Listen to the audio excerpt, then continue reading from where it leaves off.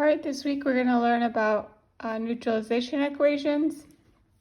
I started the video already, but I realized I needed a periodic table, so I'm going to start over again. For all of these equations, we've got our reactants, and we're going to make our products based on balancing our equation using conservation of mass. So I've got HCl, and I got KOH. So last week we learned that an acid donates a H plus and that a base will donate an OH negative. So we are first going to make our water with all of our equations, and then we're going to figure out what's left over. So I took the H and I took the OH and I made water. And then what's left over is my K and my Cl. So my K will go first because it's a metal, and it loses an electron, which makes it positive. It's going to be a cation. And then my anion, which is negative, my Cl is going to take the electron that my K gave and make it a neutral compound. So here we have our water and our salt. So I think this is balanced because K is in the first column, and it's going to become positive 1 charge. And Cl is in the 7th column, and it's going to become negative 1 charge. And O is negative 2 charge, and H is positive 1 charge. So we're balanced out. So 2 times 1 gives me 2. And negative 2 balances out, and then 1 and negative 1 also balances out. So for our subscripts, we can just put 1s in front of everything, and this will be balanced out. Not all of them are like this, so let's go take a look at some that's a little more complex. So this we have HCl, MgOH2. So we're first going to make our water. And then let's see what we have left over. So we got an H and then an OH. And then we have an Mg and a Cl. So let's see what we can do here. Mg is in the second column. It's going to have a positive 2 charge once it bonds with Cl. Cl has a negative 1 charge.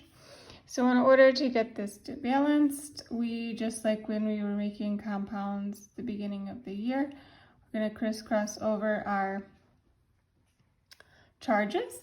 So my compound will end up being MgCl2.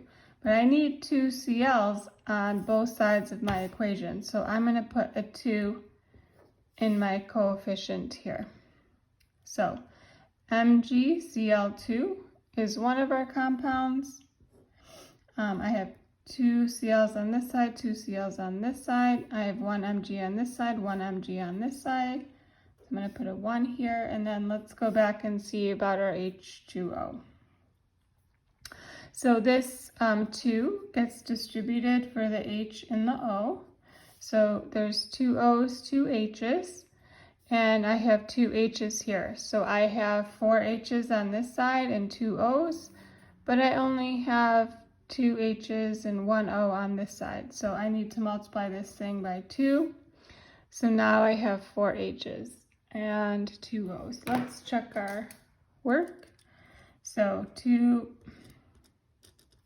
times 1 gives me 2, plus 2 times 1 gives me 2. That's a total of 4 H's. 2 times 2 gives me 4 H's. I got 4 H's on both sides. Cl, there's 2 Cl's on this side.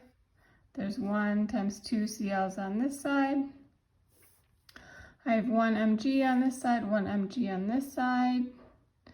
And I have 2 O's on this side and 2 times 1 O's on this side. So we are balanced. Let me put a coefficient right here. So doing neutralization equations is basically making compounds, everything that we've done so far, making compounds, identifying our reactants in our products, and balancing out the same number of each atom on both sides of our equation. Let me do one more, and I will find another video that has somebody else showing you how to do it too. Let's do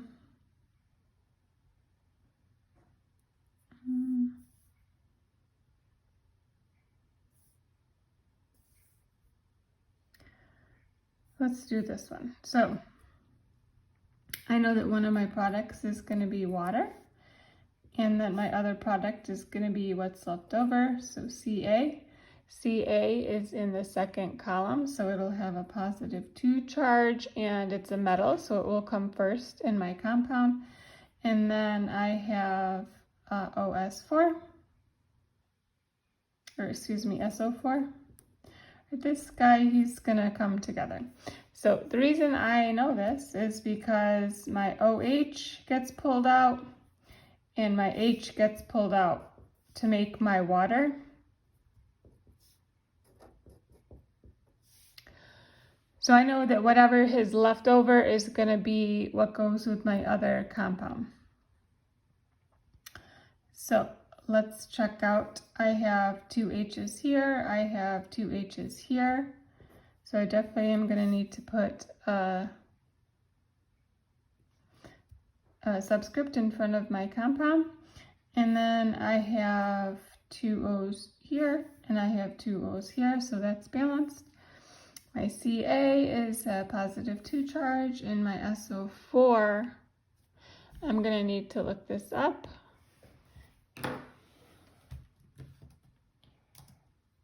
Charge is -2. All right.